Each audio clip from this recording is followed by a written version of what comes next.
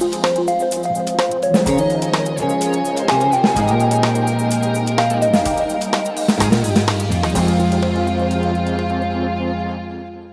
we have our own end of school year tradition. We have the current and next year's student school board reps on for a webcast. We've done this the last 2 years. It's always one of our most well-watched episodes. So we have with us today Advait Arun, a graduating senior, Arjun Prabhaker, a rising senior, Caroline Furrier, is from Paly, and Richy Islas, who's a graduating senior from Paly.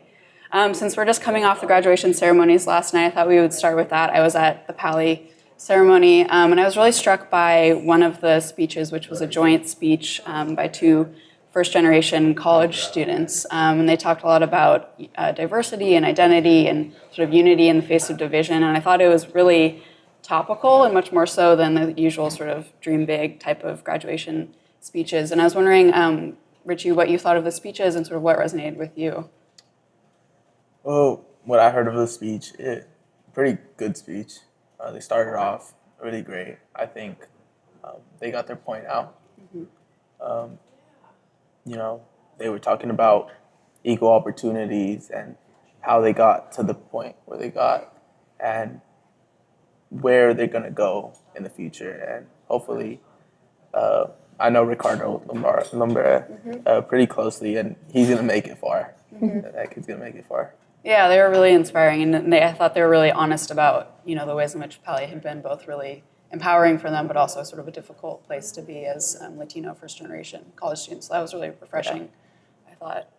So I wasn't at Gunn, but I was curious sort of what the tenor of the speeches were like there and what your impressions were. So the two student speakers, Cleo Goodwin and Vishu Sikka. Cleo is a black student at Gunn, and she talked a lot about diversity on campus and how it's less than it should be. There's only 7 black students and 25 Hispanic students on campus. That being said, she talked a lot about how she's proud of them since they've got through Gunn High School, one of the toughest schools in the state, just academically. So that was a really uplifting speech in terms of the fact that she had made it through and her peers had made it through. They're there, they graduated.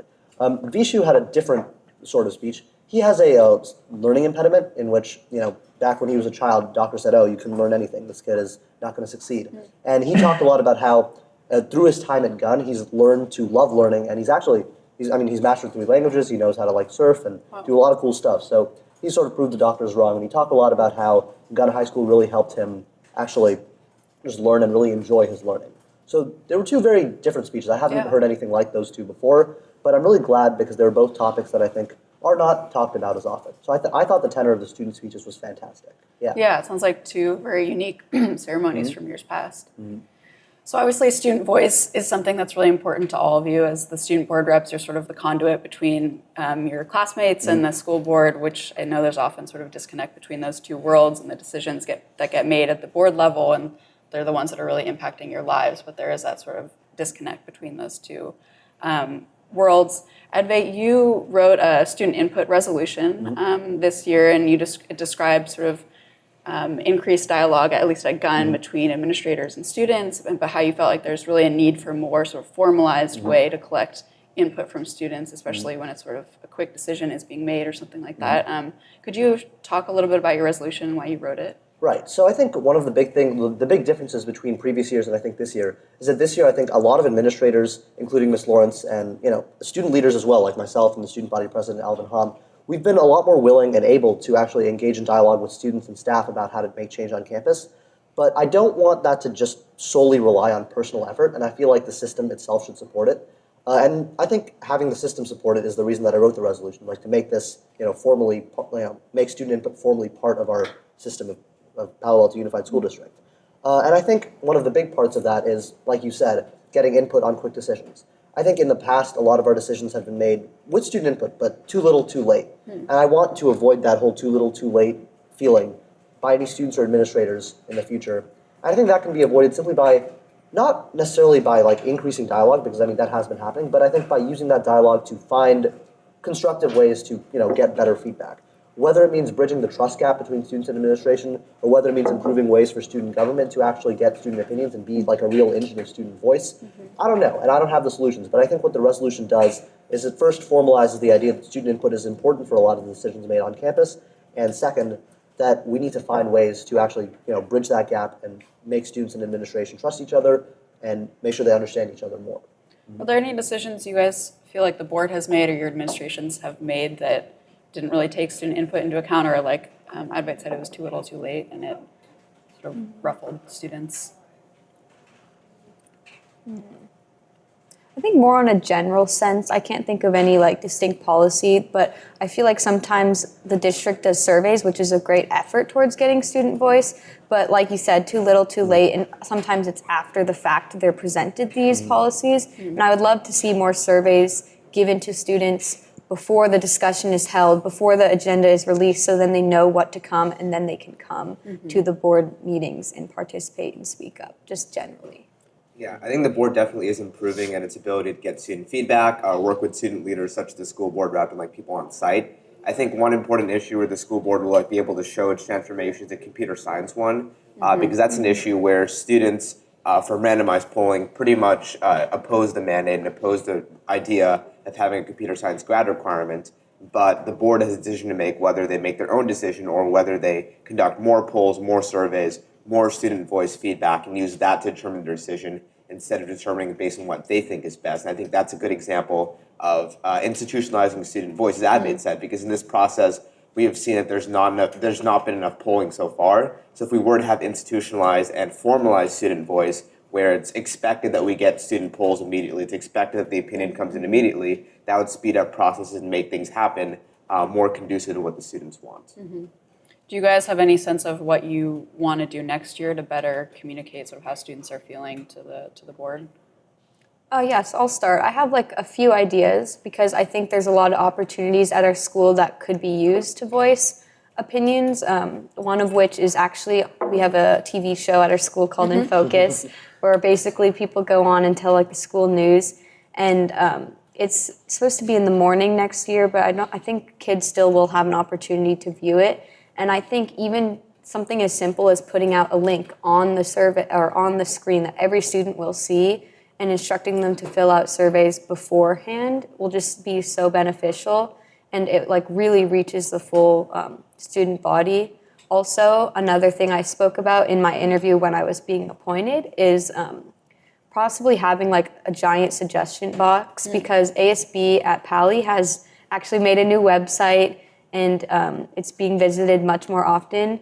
We had our WASC visitors this year come, and we did send out a survey, and it did get a lot of responses. And if we did that through our website, through a suggestion box, I think a lot of kids would be more willing to speak up anonymously about strong opinions that they have. Okay.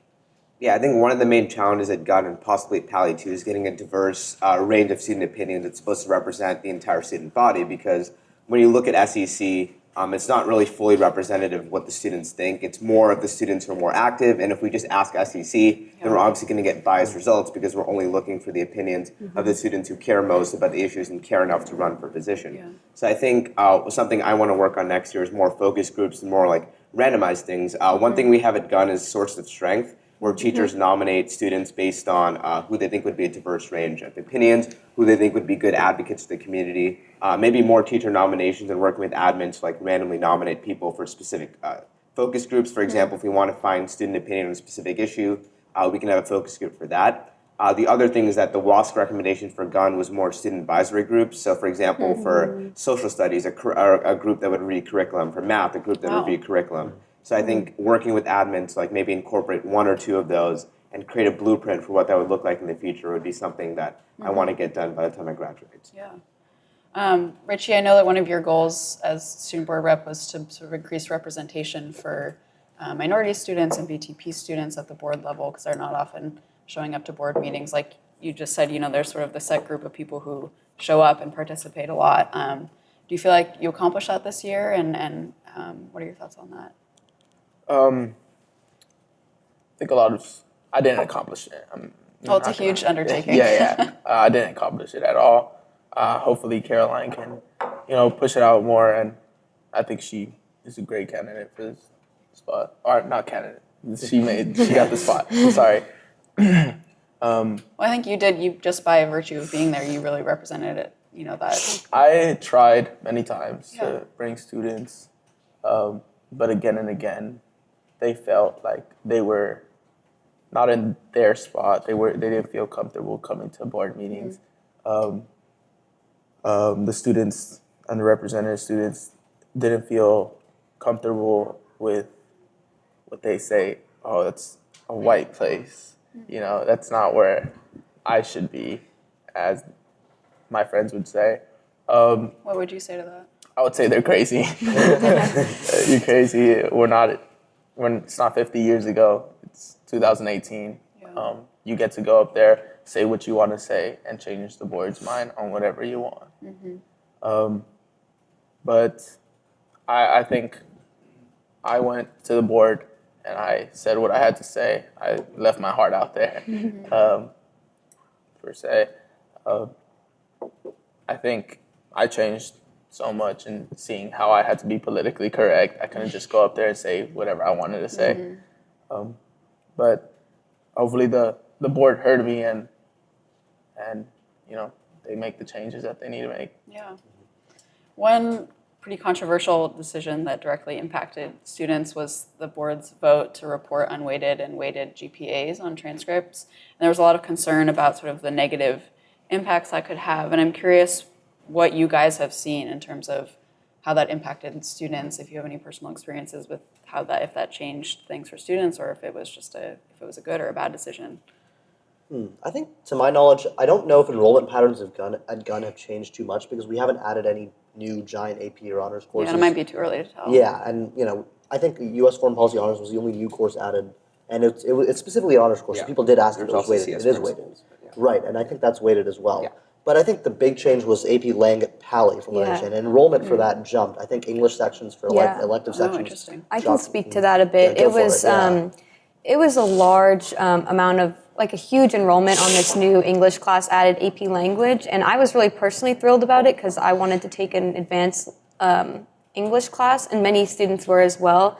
But electives that normally have huge enrollment rates, like we have humanities, which many kids take, sports lit, all dropped to a point where many of them aren't even being offered anymore at Paly. Like very big classes never being offered.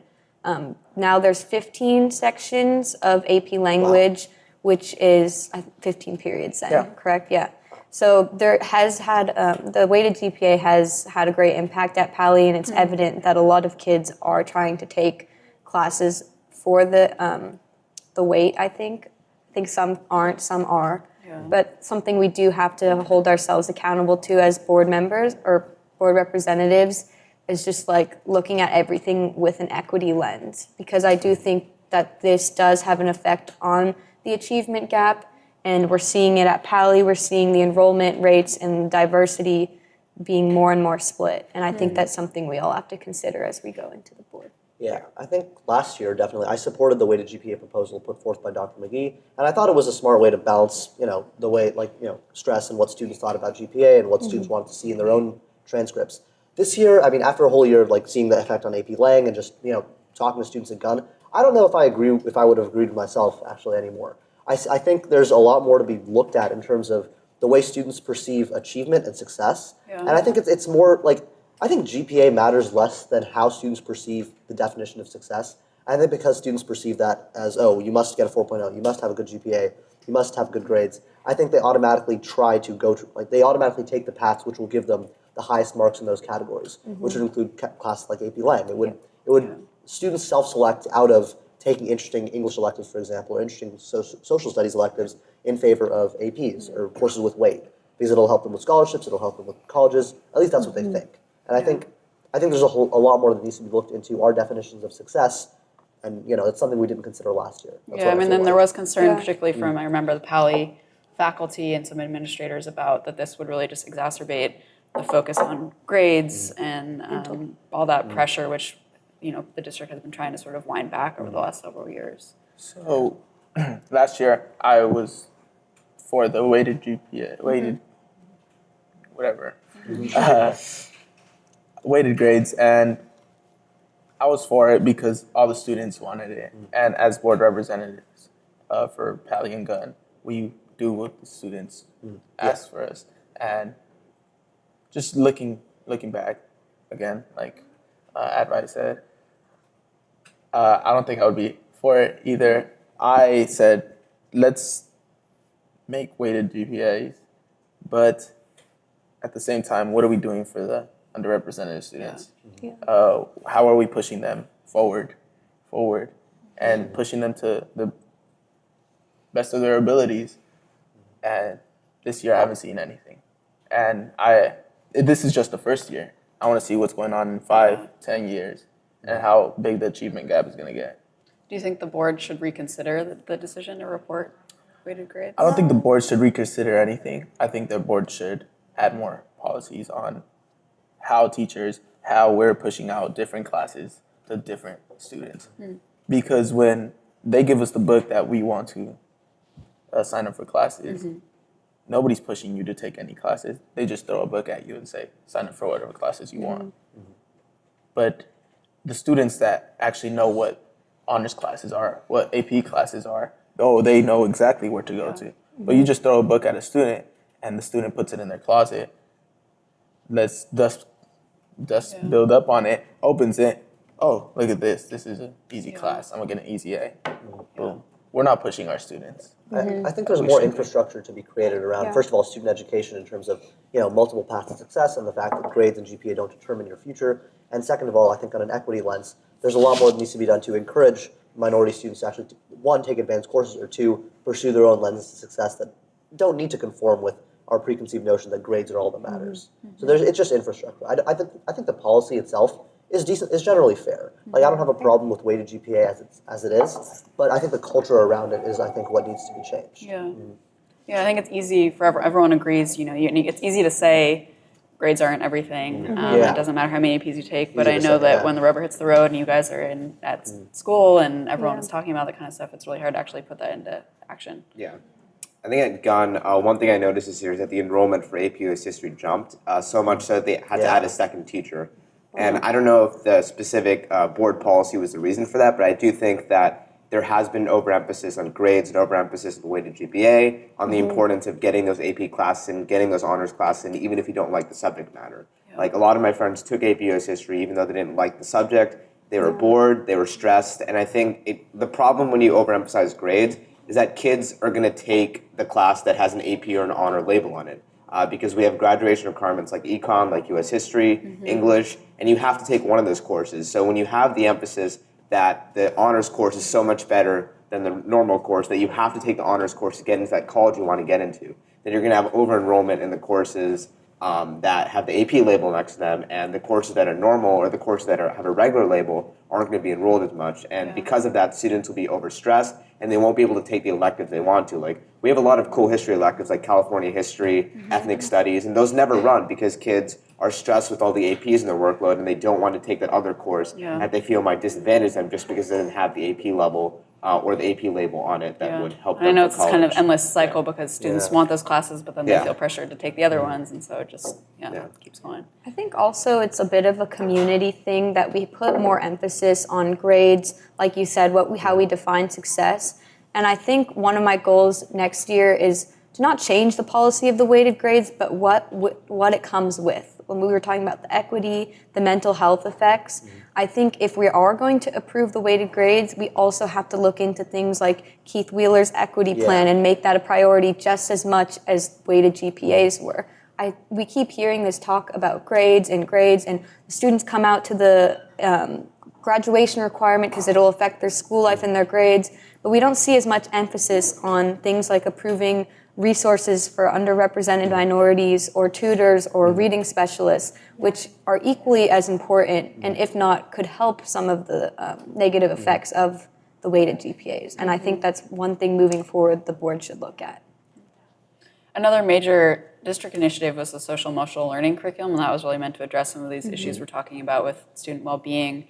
And I've heard sort of mixed reviews, especially for SELF, the new teacher advisory program at Gunn. I'm curious what the talk is on campus about the new social emotional learning curriculum. Like, do students really think it's effective? Are they liking it?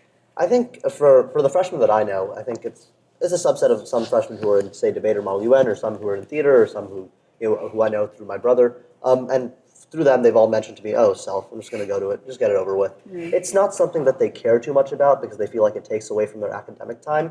which is once again an effect of the culture on campus. Yeah. So it's a bit of a vicious cycle of the fact that I think self is a great idea, and I think it's important to let students know that there are other parts to life that aren't just grades, that isn't just academics. That we should teach you how to have a healthy, holistic, wholesome life.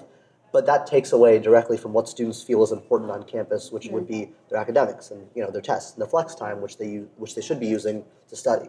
So the mixed reviews, I think, are just an effect of that vicious cycle. And I wish there were a way to fix it.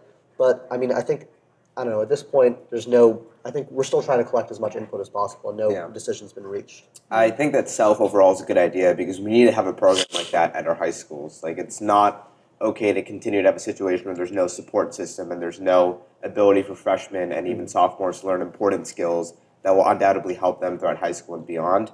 I do think one change that can be made to it is more input from the freshmen specifically, because I know that a lot of them have ideas on how to improve self, how to maybe incorporate some academic time into self and balance the two so that they're not stressed, because with homework loads the same, if you reduce the amount of academic time during the school day, they'll undoubtedly have more time at home to do homework. So just balancing a lot of tricky things. And self is a very tricky balancing act. So I don't blame the administration or anyone else for not fully getting student input, but I think this is a learning process for everyone, and the best way to improve self is to make sure the main beneficiaries and the main stakeholders in it, the students, have more of an input in how to improve curriculum, how to design curriculum, and how to maybe restructure the programs that better fits the balance between academics and social emotional learning. Yeah.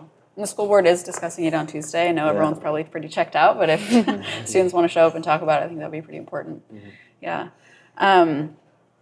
So obviously there was a lot of change in leadership this year at Paly.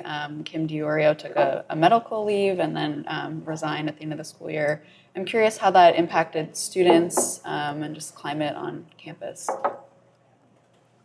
I'll start. I think students, just throughout his history, per se, we see our principals resign, forced to resign at Paly. So when Ms. DiOrio was resigned, they were like, oh, here we go again, another one of our leaders. And then Ms. Vicky Kim, oh, here we go.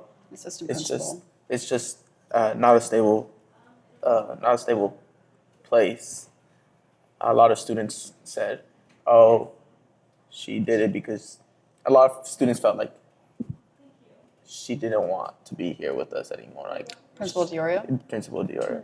She's like, a lot of students didn't know her personally, but Miss DiOrio loved Paly. She was always around on the quad, having fun with students, joking around. Every time I would see her, I would scream out her name, "Give me D!" And what all the students call her. And she'd be like, "Don't call me that, Richy." It's just a funny relationship with me and Miss DiOrio. I was sad when I found out that she was leaving, but I think she's gonna go on to bigger and better things. I think whenever you have somebody resign, especially in the news and all the reporting that our school got just in general, there's always going to be people that are quick to either take sides or blame it on somebody or something. And I think that was a student response. Sadly, that was common. It was some people were like, why is she doing this? And it must have been because of her. And then again, there were a lot of students that just were in support of Miss DiOrio and thinking more about why she did resign and the possible reasons for it, which we still are not aware of specifically, but that's her personal life. I think everyone's looking forward to Mr. Paulson a lot. He is very involved with students, as we were just talking about before this, and he's very close with Miss DiOrio too, and he will get a lot of good information and advice from her on how to take things over. I think my favorite part about him is that right after he got the position, he came to Paly right away and to hang out with all the students on the quad. And I think a lot of kids recognize that he really cares about student input and listening and hanging out with them. And that's going to be exciting for next year for sure. Yeah, hopefully it'll be a smooth transition. I think it will be. That's all for this week. If you like what you heard, just click subscribe below to watch more episodes of Behind the Headlines. If you'd like to comment on our graduation coverage, head to paloaltoonline.com/square. And as always, we are on social media on Twitter, Facebook, and Instagram. See you next week.